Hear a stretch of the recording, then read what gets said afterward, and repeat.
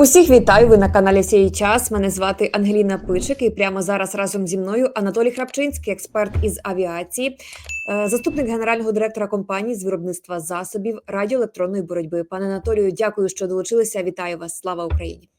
Героям слава, вітаю! Друзі, до вас звертаюся, будьте активними, пишіть ваші коментарі, ставте вподобайки, діліться цим інтерв'ю з вашими друзями, знайомими. Це дуже-дуже важливо сьогодні. Отже, у нас 25 лютого, вівторок, Російська Федерація атакувала Україну дронами та ракетами. Саме вночі кошмарили шахедами, а під ранок запустили крилаті ракети. Зокрема, фіксувалися пуски з російської стратегічної авіації з району Енгельса у бік України.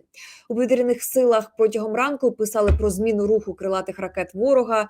У зв'язку з чим і Польща підняла свою військову авіацію. Також польська сторона додала, що були задіяні усі наявні сили та засоби, наземні системи протиповітряної оборони та радіолокаційної розвідки привели в готовність, написали поляки. Пане Анатолію, щось росіяни так нібито як частіше почали бити по Україні, зокрема спершу шахедами, а зараз уже застосовують крилаті ракети. З чим ви це пов'язуєте, які їхні цілі та як взагалі можете описати те, як вони це роблять? Можливо, щось відмінне від того, що було раніше?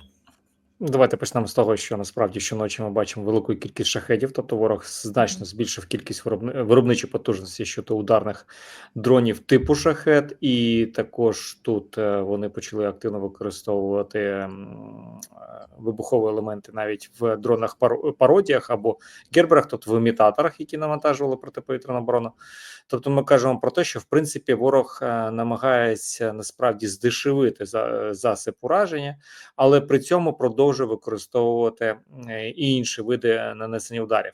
Але ж знов-таки давайте зазначимо, що кількість стратегічної авіації значно поменшила і кількість ракет суттєво менше, ніж порівняно, наприклад, з масованими обстрілами, які відбувалися раніше. Але при цьому давайте зазначимо, що це вже практично другий зльот стратегічної авіації за протягом 2 тижнів. Тобто, можна сказати, що тижні ми побачили спроби пробити повітряну оборону за рахунок крилатих ракет, але дочекаємося статистики, але ж давайте нещодавно згадаємо, це були в основному удари по прифронтовій прикордонній зоні. Тому я би сказав, що ворог розуміє, що, можливо, немає сенсу використовувати активно по тилових містах, тобто ми кажемо по Львівщина, там Рівненщина, тому що здебільшого там активно працює наша авіаційна складова протиповітряної оборони, але при цьому намагається більше нанести ударів по ближче до прифронтових прикордонних міст. Тому знов-таки треба зрозуміти, що поки що ми будемо і далі бачити збільшення спроб наносити удари саме дронами, тому що це є найдешевіший спосіб, і він, в принципі, по ефективності має те ж саме значення, що і застосування крилатих ракет. Угу. А з чим все ж таки ви пов'язуєте зменшення інтенсивності по використанню ракет? Тобто з їхньою наявністю, чи це, як ви кажете, тільки причина в тому, що вони надто дорогі? Ну, знов-таки, давайте почнемо з того, що якщо ми кажемо про використання крилатих ракет класу Х-101, Х-555, то це застосування стратегічної авіації. Стратегічна авіація – це невідновлюваний ресурс Російської Федерації. Тобто Росія не може виготовляти літаки стратегічної авіації, ані Ту-95, ані Ту-22М3, ані Ту-160, хоч і зазначають, що Ту-160 вони можуть виробляти. І Росія мріє давно створити ракети, які б могли використовуватись під крила тактичної авіації, які працювали б на відстань понад 500 кілометрів. Тому що, в принципі, Сполучені Штати і Європа мають такі ракети, це JASSM або ті ж самі Storm Shadow і Taurus, які можуть запускатися з під крила тактичної авіації. У Росії таких ракет немає. У них є Х-59 модернізована до Х-69, яка працює на глибину до 400 кілометрів, близько 400 кілометрів. Далі вони її розвити не зможуть, тому що головного конструктора було вбито в Москві, тому чи в Подмосков'ї, я там вже не пам'ятаю. Але тим не менш треба зазначити, що насправді засобів ураження, які могли працювати на більшу відстані, лише балістичні ракети, і то здебільшого корейського виробництва. Тобто ми кажемо про те, що в принципі потужності російського виробництва не вистачає, тому вони активно використовують іранські шахеди, використовують корейські ракети, корейську артилерію, навіть більше корейських військових, але тому ж знов таки давайте зазначимо, що в принципі війна видалась доволі дорогою для Російської Федерації, навіть з урахуванням наявних ресурсів. Але при цьому давайте згадаємо, скільки ударів по нафтовим підприємствам здійснила Україна, що теж призвело до значних економічних втрат. Абсолютно. До речі, хотіла з вами проговорити один із таких ударів. У ніч на 24 лютого українські дрони вже втретє вдарили по одному з найбільших НПЗ Росії. Саме атакували безпілотники Рязанський нафтопереробний завод. Раніше, після ударів, він вже призупиняв свою роботу. Давайте, пане Анатолій, нагадаємо, що він виготовляє, чому він так важливий, такий важливий об'єкт для ударів безпілотників.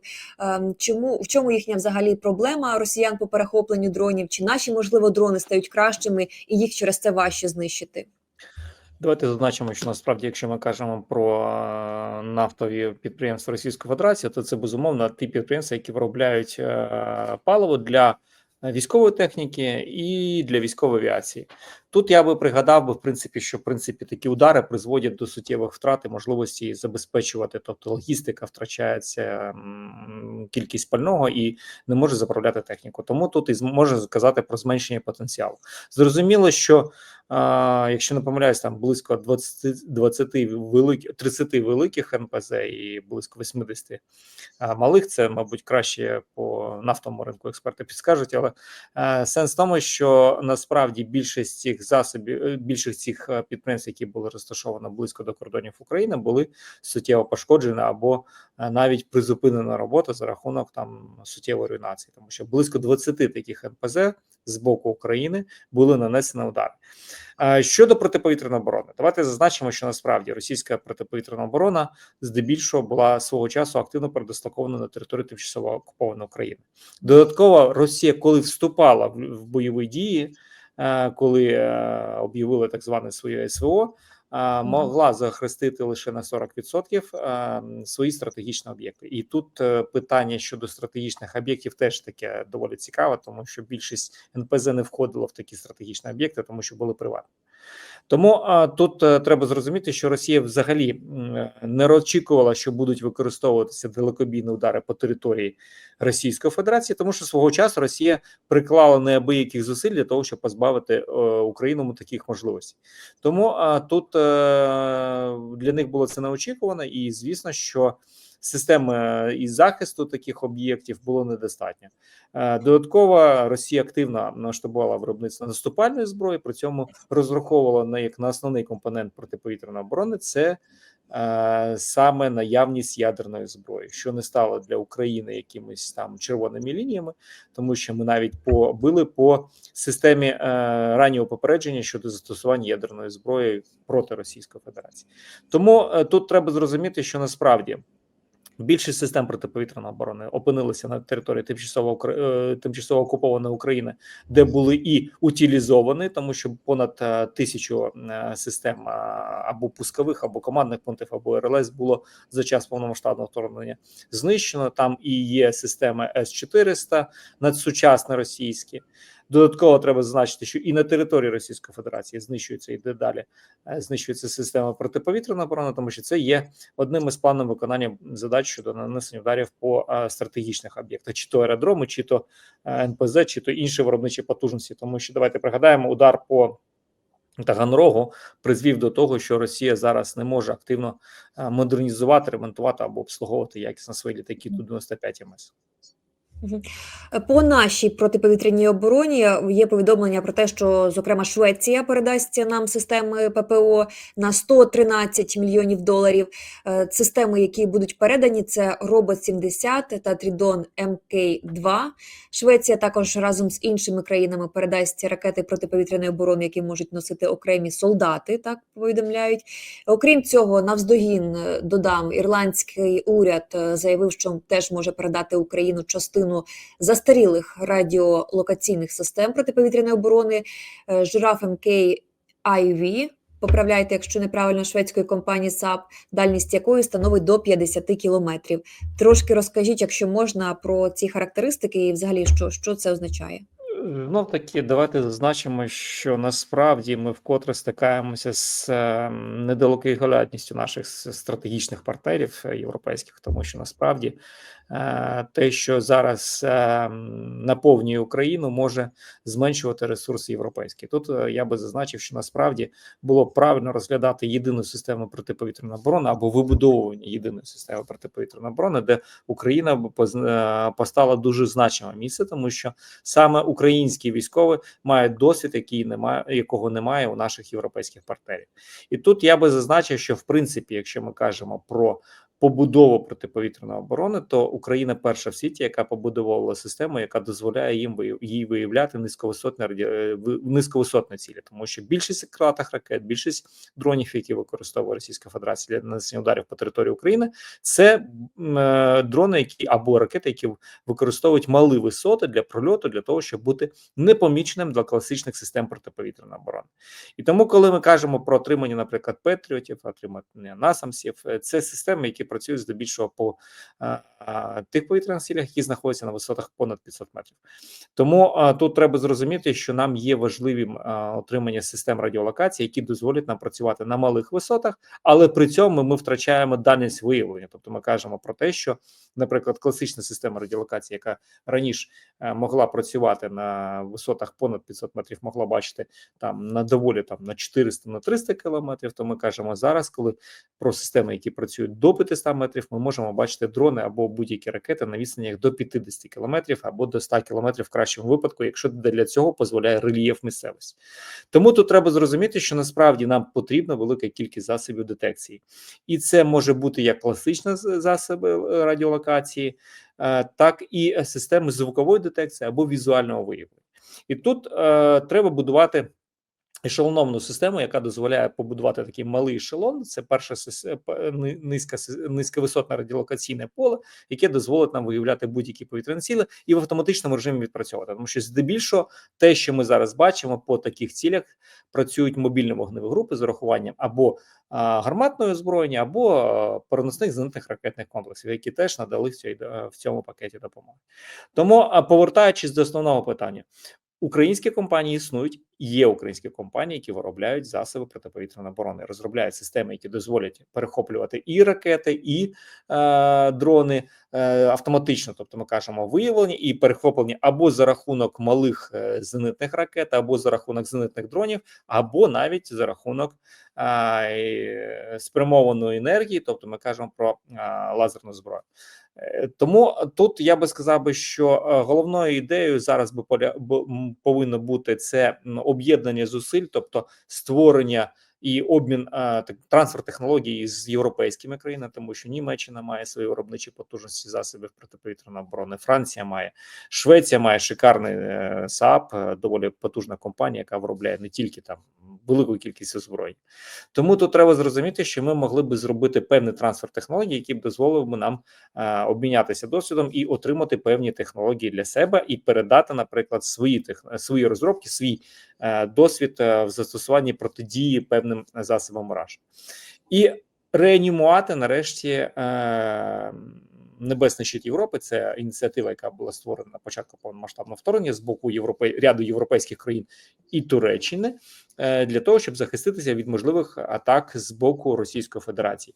Зараз ми бачимо, що деякі країни підіймають свою авіацію під час масованих обстрілів України, але цього недостатньо, тому що, наприклад, якщо ми казали про об'єднання зусиль, можна було б казати про сумісне застосування.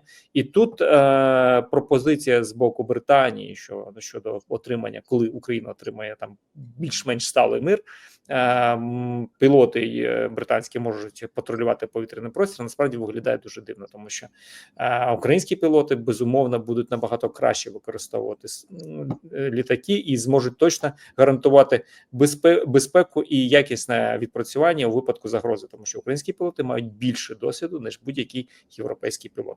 Тому не вдаючись подробиць технічних характеристик тої техніки, яку ми отримуємо, так, це значне посилення наших спроможностей, але ж знов-таки це ситуативне рішення, яке не вирішує глобальні стратегічні задачі, тому що в будь-якому випадку ми бачимо політичну ситуацію в світі, коли Сполучені Штати стають на бік зла і підтримують Російську Федерацію, прибирають під час голосування в ООН, що Росія агресор, починають розповідати, що Україна повинна щось сплатити, причому забуваючи Будапештський меморандум, який позбавив можливості України захищатися, і закривання очей з 2014 року на те, як Росія активно виступала проти України. Давайте згадаємо, до 2014 року усі ці операції щодо знищення складів з озброєнням українським.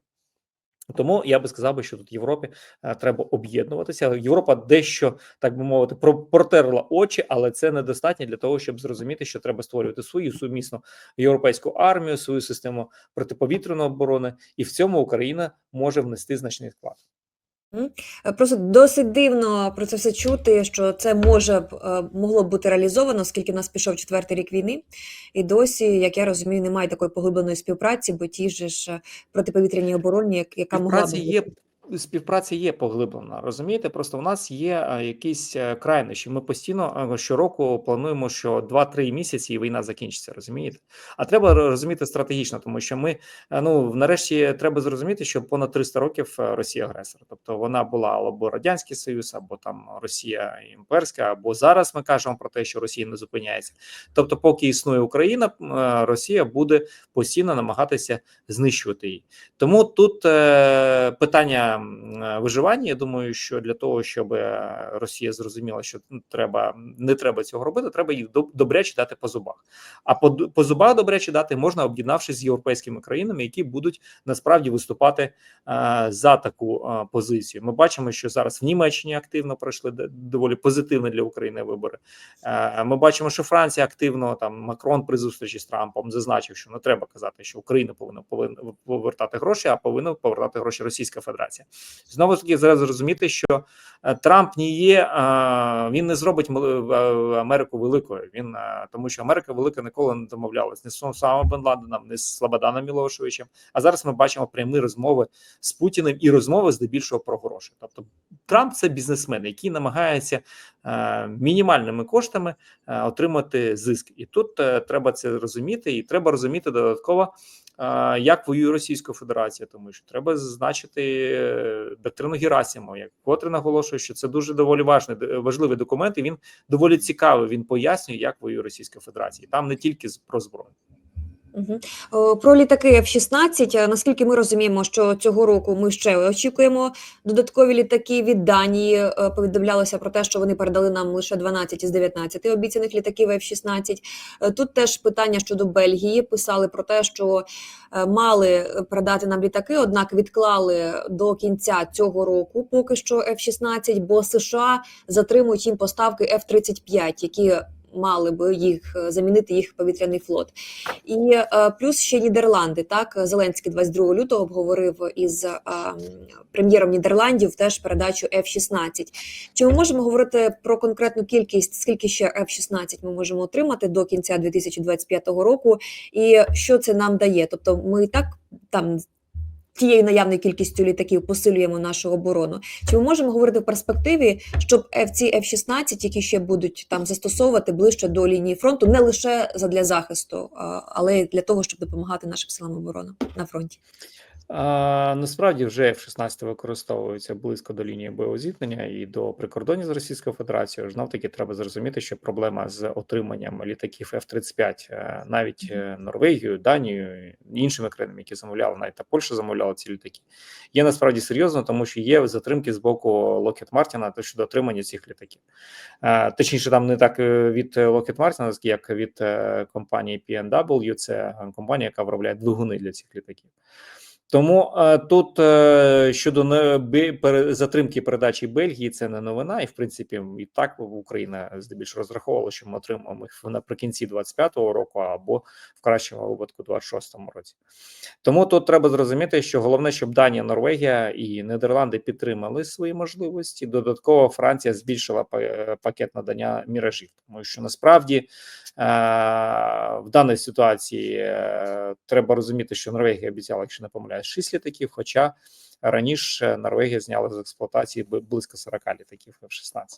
Тому тут знов-таки треба зрозуміти, що насправді головна задача зараз не тільки отримання літаків, а саме озброєння, яке ми з ними отримали. Тому що, безумовно, можна казати про використання літаків F-16 по лінії боєзіткнення з використанням керованих або там крилатих авіабомб, можна казати про використання міражів з цими ж хамерами, які працюють на 130 кілометрів, але це не вирішує стратегічні задачі, які б ми могли вирішувати, якщо б наші F-16 використовували ракети JASSM, які можуть літати на понад 380, ну, близько 380 кілометрів, або 980, там два доступних режими є. Додатково можна казати про, наприклад, використання Storm Shadow з-під крила міражів. Знов-таки тут треба зазначити, що ті міражі, які ми отримали, 2005F, це міражі, які не передбачають можливість експлуатації ракет Storm Shadow, тому що для цього розроблявся Міраж 2000D, точніше модифікувався.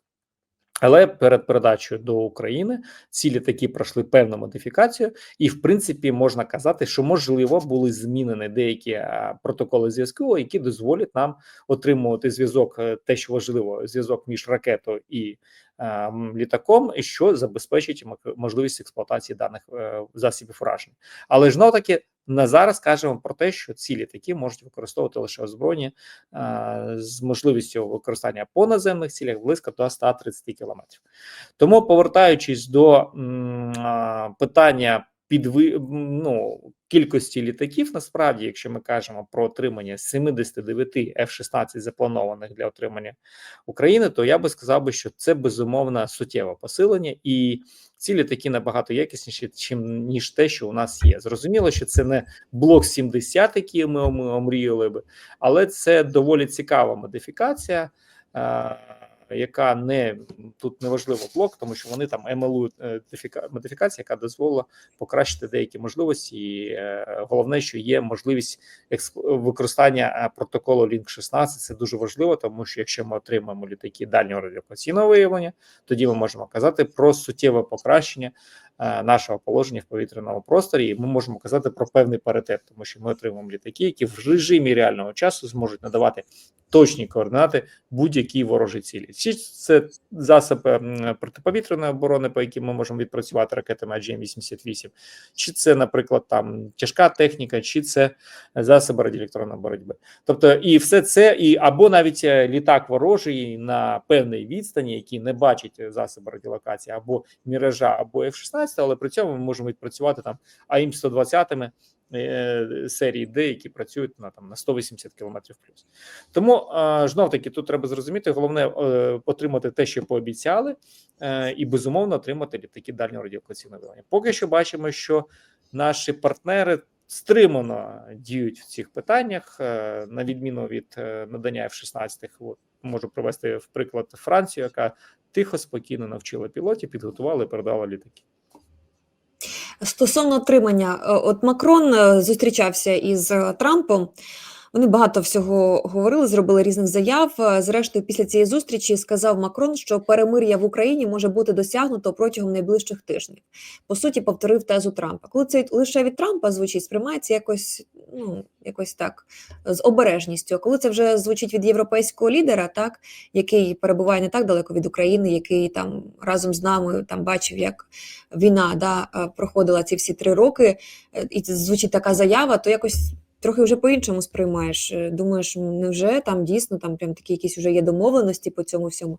Але моє питання полягає в тому, що, припустимо, так, там оголосять якесь перемир'я через нехай не через кілька тижнів, через місяць або навіть через 2.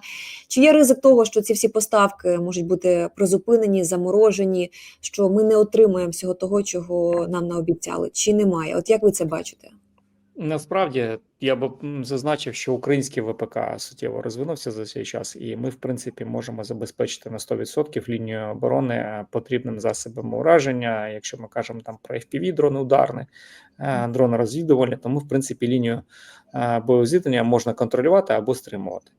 Але знов-таки повертаючись до основного питання фінансування цього процесу, тому що більшість українських компаній за минулий рік на 40% були лише завантажені державними проектами, державними контрактами.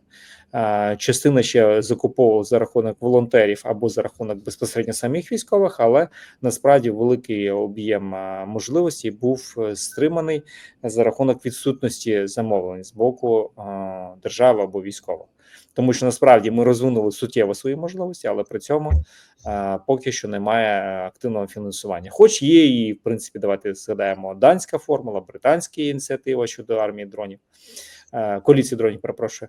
Але повертаючись до основного питання, знов таки, давайте погодимось, що війна насправді може закінчитися по одному руху, але це буде, чи буде це насправді та перемога або те закінчення війни, які сприймуть українці, тому що після Бучі, після того всього, що росіяни робили на території України, я думаю, що жоден українець не захоче бачити росіянина з посмішкою у себе десь поряд. Тому тут треба зрозуміти, що на яких умовах закінчиться ця війна, на яких умовах ми підпишемо цю угоду щодо корисних копалин. Я постійно пропоную підписати меморандум і бажано десь в Будапешті, щоб натякнути так нашим друзям, про які нам обіцяли гарантії безпеки, коли забирали зброю ядерну. Але при цьому зараз потребують, вимагаючи гроші або якісь корисні копалини за те, що вони нам допомагають. Тобто вони нас самі обезоружили, так би мовити, і самі ж призвели до того, що ми ще й мусимо сплачувати. Тому насправді війна може закінчитися за 2 тижні, може закінчитися за день. Але тут питання в тому, що на яких умовах. Знов таки, давайте позначимо більш сильні сторони Європи, та ж сама Німеччина, яка заявляє, що Росія – це агресор. Прийнята нещодавно резолюція українська в ООН, що Росія – це агресор. Доволі теж дуже цікаво, коли дивитися, що Америка голосувала проти цієї резолюції. Знов таки питання, чи це та велика Америка, знов таки. Тому я би сказав, що насправді тут нам треба зрозуміти одне важливе питання, що цю війну виграють військові, волонтери і інженери, які пропонують гарне рішення. В будь-якому випадку жодна країна за весь час, 4-й рік повномасштабного вторгнення, жодна країна не зробила суттєвих можливостей, крім надання озброєння. Тобто у них були купа можливостей і ввести війська, і надати свою авіацію, і залучитися, але ж знов-таки, розуміючи навіть, що Росія слабка в деяких напрямках і немає насправді такої загрози, тому що давайте згадаємо виступ 22 лютого диктатора Путіна, який зазначив, що якщо хтось там вступиться за Україну, то я там нанесу ядерний удар. Ну, не пряма мова, але підтекст зрозумілий. Але при цьому за ці 3 роки жодної спроби удару по території, ну, окрім підлих таких, знаєте, гопніковських підступних подій, типу перерізати кабель зв'язку або там ще щось, не було.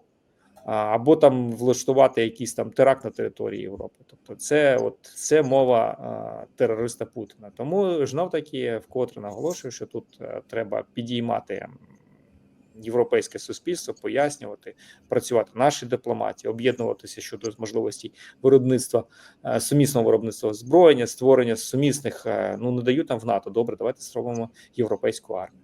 Об'єднаємося, ніхто ж не забороняє нам цього. Ну, тому так, але тут поляки різко виступили з ідеєю Володимира Зеленського там зробити єдину європейську армію. Ну, знов таки, тут треба підіймати і шукати, краще шукати, наприклад, з Європою певних консенсусів, чим ту Америку, яка там свої проблеми. Тому, повертаючись до основного питання, тут треба зрозуміти, що на яких умовах закінчиться ця війна. Оце головне питання. Тому що, знов таки, треба зрозуміти, що в будь-якому випадку, поки існує Російська Федерація, існує загроза з боку Російської Федерації. Пане Анатолію, дуже вдячна вам за цю розмову. Анатолій Храпчинський, експерт із авіації, заступник генерального директора компанії з виробництва засобів радіоелектронної боротьби, з нами був на зв'язку. Друзі, напишіть ваші думки під цим відео, буде цікаво нам дійсно почитати. Поділіться цим відео з вашими друзями, знайомими, підпишіться на YouTube канал «Сій час» і бережіть себе.